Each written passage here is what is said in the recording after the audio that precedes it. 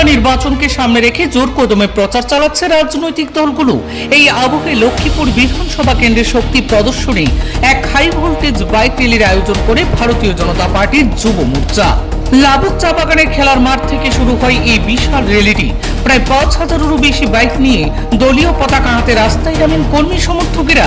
র্যালিটি লাবুক চা বাগান থেকে শুরু করে জয়পুর, কামরাঙ্গা, কয়লাপুর, শিবপুর, লক্ষ্মীপুর শহর, ফুলের তল, বিন্নাকান্দি ঘাট হয়ে বোয়ালির চ্যাংজোর এলাকায় পরিক্রমা করে শেষ হয় বিন্নাকান্দি চা বাগানের মাঠে।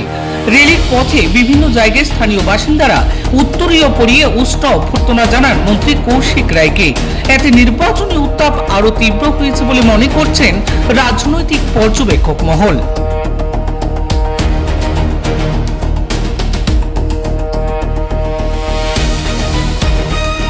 ভারতীয় জনতা পার্টির 37তম প্রতিষ্ঠা দিবস এবং এই বিধানসভা নির্বাচনকে সামনে রেখে লক্ষ্মীপুর বিধানসভা আজকে বাইক র্যালি আমরা আরম্ভ করেছি। আর এই বাইক র্যালিতে প্রায় 7,000-এর বেশি বাইক এখানে সবাই নিয়ে কার্যকর্তারা নাগরিকরা উপস্থিত হয়েছেন। লক্ষ্য এটাই যে বিজেপি এবার লক্ষ্মীপুরে একটা ঐতিহাসিক বিজয় যাতে আমরা করতে পারি। আবার একবার বিজেপির সরকার ডক্টর হিমন্ত বিশ্ব শর্মা আবার আসামের মুখ্যমন্ত্রী।